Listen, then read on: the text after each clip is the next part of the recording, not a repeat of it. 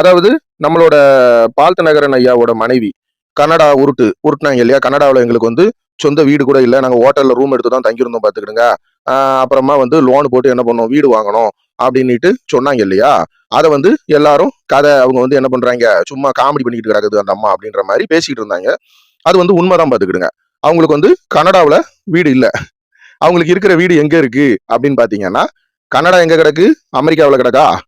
அதே அமெரிக்கா தேசத்துல இப்ப நீங்க மேல இந்த இதுல பாக்குறீங்க பாருங்க, இதுதான் பால்தநகரன் ஐயாவோட வீடு.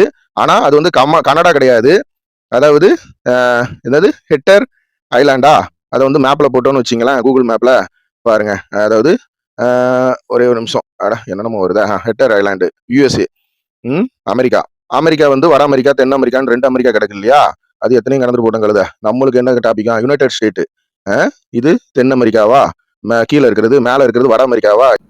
Charles J, acting Christian Charles J வந்து இந்த எவாஞ்சல் அவர்களுடைய பால்தினரன் அவர்களுடைய உலகம் முழுவதும் இருக்கிற சொத்துக்களை இன்டர்நெட் மூலமாக எடுத்து காட்டுறாரு. நானும் இது மாதிரி நினச்சேன், இது மாதிரி காட்டினா நல்லா இருக்கும் அப்படின்னு சொல்லிட்டு. சார்லஸ் ஜே, ஆக்டிங் கிறிஸ்டியன் 4.0 அவருடைய சேனலில் போட்டு காட்டியிருக்காரு. இந்த மாதிரி அவர்களுக்கு உலகமெல்லாம் சொத்து. அந்த கனடா நாட்டில் மட்டும் அவங்களுக்கு வீடு இல்லாததுனால, சொந்த வீடு இல்லாததுனால சில விதிமுறைகளால் உடனே வீடு வாங்கிறதுக்கு இல்லாத இருந்திருக்கலாம். அதனால் அவங்க வெளிநாட்டில் அந்த ஹோட்டலில் தங்கி இருந்திருக்காங்க வீடு வாங்குற வரைக்கும். அதுக்கப்புறம் காரை வாங்கியிருக்கிறாங்க. ஏன்னா இதை வந்து அவங்க சொன்ன பிறகு எல்லாருக்குமே ஒரு ஆச்சரியமான விஷயமா இருந்தது. ஏன்னா ஒரு கார் வாங்கினது, ஒரு வீடு வாங்கினதை பற்றி இவ்வளோ பெருமையாக சொல்கிறாங்களே, இவ்வளோ சந்தோஷமாக சொல்கிறாங்களே. ஏன்னா இவங்க இல்லாதவங்களா, இருக்கப்பட்டவங்க தானே. கோடி கோடியாக சொத்து, அங்கங்கே காலேஜு, இந்த மாதிரி ஏகப்பட்ட சொத்துக்கள் இருக்குது அவங்களுக்கு உலகம் முழுக்க. இந்தியாவில், தமிழ்நாட்டில், அமெரிக்கா, லண்டன் எல்லா இடத்துலையுமே அவங்களுக்கு செல்வாக்கு மிகுந்தவர்கள் இந்த தினகரன் காலத்திலேருந்து இந்த பால்தினகரன் குடும்பம். வெளிநாட்டிலையும் இவர்களுடைய குடும்பத்தை பற்றி நல்லாவே தெரியும். இந்த மாதிரி உலகம் முழுவதும் இவங்க சொத்துகள், இவருடைய நிறுவனங்கள் உலகம் முழுவதும் இருக்குது. கோடிக்கணக்கில் சொத்துகள். அம்பானிக்கிட்ட நம்ம கணக்கு தெரிஞ்சு போகுது. ஆனால் இவங்கக்கிட்ட இருக்கிற சொத்து யாருக்கும் தெரியாது. ஏன்னா இதெல்லாம் மறைக்கப்பட்டது. ஆனால் இந்த உலகத்தில் வந்து எதையும் மறைக்க முடியாது. ஏன்னா இது இன்டர்நெட் காலம், இது யூடியூப் காலம். யாரும் எதையும் சொல்லிட்டு தப்பித்து போயிட்டு விட முடியாது.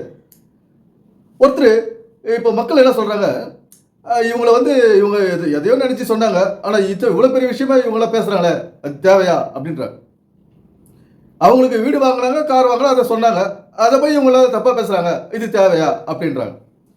இப்போ ஒரு இல்லாதவங்க தெரு ஓரத்தில் இருக்கிறவங்களுக்கு வீடு கொடுத்தாரு ஆண்டவர் அப்படின்னு ஆச்சரியப்படலாம். சரி, இப்போ அவங்க வீடு வாங்கினாங்கன்றத நாங்கள் தப்பாக பேசுகிறோமா சொல்லுங்க. இன்னைக்கு வீடு இல்லாத எத்தனையோ பேர் இருக்காங்க. இவ்வளோ சொத்துக்கள் இருக்குது. இதெல்லாம் அவர் ஏழைகளுக்கு 60வது வயசில் 60 வீடு கட்டி கொடுத்தாரு. 60 வீடு தான் கட்டி கொடுத்தாரு. அதுக்கப்புறம் எத்தனை வீடு எப்போ கட்டி கொடுப்பாரு தெரியாது. இந்த மாதிரி உலகம் முழுக்க சொத்துக்கள் உள்ளவர், கோடி கோடியாக லட்சமாக அங்கங்கே ரஷ்யா சொத்துக்கள், தொடர்ந்து வருமானங்களை வைத்து கொண்டிருக்கிறவர் இன்னும் காணிக்க போயிருக்கு. இன்னும் காணிகள் கொட்டி கொண்டிருக்கிறார்கள் அவருடைய அபிமானிகள். இவங்க சில பேர் என்ன சொல்றாங்க, அவர் கடவுளுக்காக ஊழிய மாட்டார், அவர் என்ன சொன்னாலும் சரி அப்படின்னு நம்ம எடுத்துக்கணுமா? நீங்கள் எடுத்துக்கோங்க. அது மாதிரி எப்படி அவர் சொல்றதெல்லாம் சரி அது அப்படின்றத நீங்கள் எடுத்துங்க. நாங்கள் எங்களா போல ஆளெல்லாம் எடுத்துக்க முடியாது. ஏன்னா எங்களுக்கு பகுத்தறிவு இருக்குது, கருத்து கொடுத்த பகுத்தறிவு இருக்குது. நாங்கள் சிந்திப்போம். அதை பற்றி பேசுறதுக்கு கர்த்தர் இந்த யூடியூப்பை எங்களுக்கு ஏற்படுத்தி கொடுத்துருக்காரு. அதை நாங்கள் 4 பேருக்கு சொல்லுவோம். ஏன்னா இன்னைக்கு ஏகப்பட்ட பேர் கிறிஸ்துவ அல்லாதவர்களும் வந்து இந்த பால்தினகரன் எவாஞ்சல் சொன்ன வீடியோவை போட்டு இன்னைக்கு விமர்சித்துன்னு இருக்காங்க. இன்னைக்கு வேத வார்த்தைகள் வந்து விமர்சனத்துக்குள்ளாகிவிட்டது. அவருடைய வார்த்தை, அவர் எவாஞ்சலன் பேசிய வார்த்தைகள், பைபிள் சம்பந்தமாக பேசிய வார்த்தைகள் விமர்சனத்துக்குள்ளாகி கொண்டிருக்கிறது எல்லாமே. என்ன இந்த மாதிரி ஒரு ஏளனமாக போச்சு. எல்லாமே ஒரு கிறிஸ்துவ அல்லாதவர்களுக்கும் இது ஒரு ஏளன பேச்சாக போச்சு. கிண்டல் பண்ணுறாங்க, எல்லாம் சிரிக்கிறாங்க, சிரிப்பாக போச்சு. இவங்க பேசுகிற பேச்சு ஊர் உலகம் சிரிப்பாக போச்சு, ஊர் உலகத்தில் சிரிப்பாக போச்சு. இந்த மாதிரி ஒரு சிந்திக்காத, நீங்கள் எதை சொன்னாலும் நம்புறதுக்கு நாங்கள் இல்லை இப்போ இனிமேல், புரியுதுங்களா? நாங்கள்லாம் வந்து வீடு இல்லாத, சாப்பாடு இல்லாத, செலவுக்கு காசு இல்லாத கஷ்டப்படுறவங்க.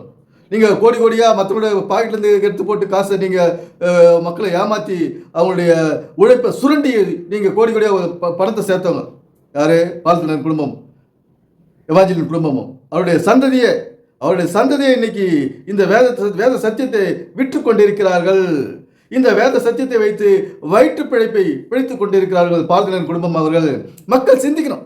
அவங்க எவ்வளோ காதல் வாங்கி போட்டோ இதில் யாருக்கும் பிரச்சனை கிடையாது. ஒரு சாப்பாட்டுக்கு இல்லாதவங்களுக்கு, சாப்பாடு இல்லாதவங்க, ஒரு வீடு இல்லாதவங்களுக்கு கூட அவங்கள பற்றி கடனில் இவங்களுக்கு காணிக்க கொடுத்து கடன்காரன் ஆகிட்டாங்க. இவங்களுக்கு கோபம் வருது. ஏன் அவங்கள பற்றி பேசுங்க, ஏன் அவங்கள பற்றி பேசுங்க, இதெல்லாம் ஒரு பொழப்பா, இதுவெல்லாம் ஒரு வேலையா அப்படின்றாங்க. யாரு? இந்த தினகரன் குடும்பத்துக்கு காலகாலமாக காணிக்க கொடுத்து இன்னைக்கு கடனில் வாழ்ந்துக்கிறாங்க பாருங்க, கடன்காரனாக இருக்காங்க பாருங்க. சொந்த வீடு இல்லாத, ஒரு பேங்க் பேலன்ஸ் இல்லாத, நிம்மதி இல்லாத, வியாதியை தீர்த்துக்கிறதுக்கு ஒரு வழி இல்லாத, மாத்திரை மருந்து கூட வாங்குறதுக்கு வழி இல்லாத இருக்காங்க பாருங்க. அவங்களுக்கு கோபம் வரும். இவங்கெல்லாம் இந்த மாதிரி ஆட்கள் வந்து சிந்திக்கணும். பைபிள் என்ன சொல்லுது, வேதம் என்ன சொல்லுது, நம்முடைய வாழ்க்கை எது சம்பந்தப்பட்டது, இவங்க சொல்றதெல்லாம் வாழ்க்கைக்கு ஒத்து வருதா, இது என்ன சரியா அப்படின்னு சிந்திக்கணும். சும்மா வந்து இவங்க ஒரு பெரிய மீட்டிங் போட்டு பெரிய டெக்கரேட் பண்ணி அந்த விழா போல நடத்துறாரு மீட்டிங் எல்லாம். இவர் கிறிஸ்டின் மீட்டிங் எல்லாம், இவர் பெரிய பிரசங்கியாரு, பால்தினர் பெரிய இவர் அப்படின்னு மக்கள் வந்து பயந்து போய் கிடக்குது. இவங்க காட்டுற பந்தால மக்கள் பயந்து போய் கிடக்குது. இந்த பந்தாவெல்லாம் இனிமேல் வேலைக்கு ஆகாது. எப்படி? நீ யாராரு எவராரு, நீ பந்தாவெல்லாம் இனிமேல் காட்டவே முடியாது. ஏன்னா எல்லாரும் கீழே கீழ்ச்சிருவாங்க. நீ எல்லாருக்கும் ஒரு சாதாரண மனுஷனு கூட இன்னைக்கு வீடு இல்லாத தெருவில் வாழ பாருங்க, அவங்க கூட இன்னைக்கு தப்புன்னு தெரிஞ்சாத கீழே இந்த யூடியூப்ல போட்டு கீழ்ச்சிடுவாங்க. இனிமேல் இந்த மாதிரி ஒரு திருட்டு பேச்செல்லாம் விட்டுருங்க. நீ யாராவது கொள்ளடிச்சிட்டு போய் எதாவது பண்ணிட்டு போ. ஏன்னா பைபிளை வந்து அசிங்கப்படுத்தாத, வேதத்தை அசிங்கப்படுத்தாத, இயேசுவை அசிங்கப்படுத்தாத, அவமானப்படுத்தாத, வேதத்தினுடைய மறைபொருள் ரகசியத்தை நீ மறைச்சிடாத. வேதத்தினுடைய மறைபொருள் ரகசியத்தை மறைச்சிட்டு திரிகிற இந்த எவாஞ்சலின் பால்தினகரனும் அந்த குடும்பமும் என்ன ஒரு படித்தாதான் இந்த உலகத்தில் வழி அப்படின்னு சொன்னாங்களா? வியாதி போகிறதுக்கு ஏதாவது வழி சொன்னாங்க? கிட்னி ஃபெயிலாக இருக்கிறதுக்கு ஏதாவது வழி சொன்னாங்களா இந்த பால்தினகரன் குடும்பம்? இவ்வளோ நாங்கள் பெரிய பிரசங்கியார், உலகம் ஃபுல்லாக போய் பறந்து வேலை செய்கிறோம், கன்னடாவில் ஊழியம் பண்ணுறதுக்கு சொந்த வீடு வேணும், சொந்த கார் வேணும், நாங்கள் கஷ்டப்படுறோம், கன்னடாவில் எங்களுக்கு பெரிய ஊழியம் பண்ண முடியல. நீ என்னத்தை ஊழியம் பண்ணி என்ன கிழிச்சிங்க? இவ்வளோ நாள் ஊழியம் ஊழியம் அற்றுழியம் தான் பண்ணிடுறீங்க. நீங்கள் பண்ணுறதுலாம் ஊழியம் கிடையாது ஐயா மோகன்சி லாசரஸ் ஐயா, நீங்கள் பண்ணுறதுலாம் ஊழியம் கிடையாது, அற்றுழியம். மனுஷனுக்கு பிரயோஜனப்படாத விஷயத்தை தான் நீங்கள் வேதத்தில் சொல்லிக்கிறீங்க. சபை முக்கியம், ஆராதனை முக்கியம், இயேசு கிறிஸ்து பற்றி பாடுறது முக்கியம், காணிக்க கொடுக்கறது முக்கியம், பெட்டியில் காணிக்க போகிறது முக்கியம் அப்படின்றது தான் இங்கே ஒரு தவறான விளக்கத்தை தான் இங்கே சொல்லி மக்களை பயமுறுத்தி அவர்களுடைய காலத்தை நேரத்தை வீணடித்து வாழ்க்கை வீணாக போகுது. வாழ்க்கை வழி தவறி போகுது. குடும்பத்தில் நிம்மதி இல்லை, வியாதி, வறுமை, ஒரு சந்தோஷம் இல்லை. ஏன்னா இந்த மாதிரியெல்லாம் வந்து மக்களை ஏமாத்துறது. ஒரு சூழ்நிலை வந்துட்டா, ஒரு பூகம்பம் வந்துட்டா அதை வச்சு ஏமாத்துறது, ஒரு கொரோனா ஒன்று வியாதி வந்துட்டு அதை வச்சு ஏமாத்துறது. அதோட உண்மைத்தன்மை என்ன அறியறது கிடையாது. அது ஏன் வந்தது, எதனால் வந்தது, இந்த கொரோனான்றது ஒரு உண்மைத்தன்மையை அறியறதுக்கு இங்கே அறிவில்லாத ஆன்மீகவாதிகளே, அறிவில்லாத பால்தினகரன் அவர்களே, அறிவில்லாத எவாஞ்சலின் அவர்களே, அறிவில்லாத மோகன்சி லாசஸ் அவர்களே, டிபிஎம் பெந்தேகோஸ்தேக்காரர்களே, இந்த உண்மைத்தன்மையை அறிங்க. இந்த நாட்டு நடப்பை அறிங்க. நம்முடைய வாழ்க்கையின் உண்மைத்தன்மை என்ன? இந்த பைபிள் வாழ்வியலுக்கு ஏற்றதா என்ன சொல்லுது? இன்னைக்கு காசு அடிப்படை தேவை, அதை பற்றி இந்த பைபிள் என்ன சொல்லுது? இன்னைக்கு எல்லோரும் கல்வி ஓடி கற்கிறோம், அதுக்கு இந்த அடிப்படை சத்தியம் என்ன சொல்லுது? பைபிள் இருந்து அடிப்படை சத்தியமே இவங்க சொல்றது கிடையாதுங்க.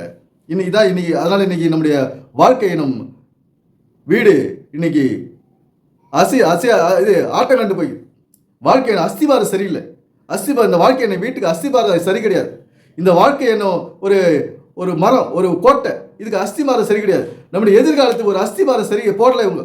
இதை செஞ்சா நல்லா இருக்கலாம், இதை செஞ்சா பண கஷ்டம் இல்லாத இருக்கலாம், இது படித்தா பண கஷ்டம் இல்லாத இருக்கலாம், உழைத்தால் பண கஷ்டம் இருக்கலாம், உடல் பராமரித்தால் வியாதி இல்லாத இருக்கலாம், உடல் பராமரிப்புக்கு என்னென்ன வழிகள் அப்படின்றது இவங்க சொல்றது கிடையாது.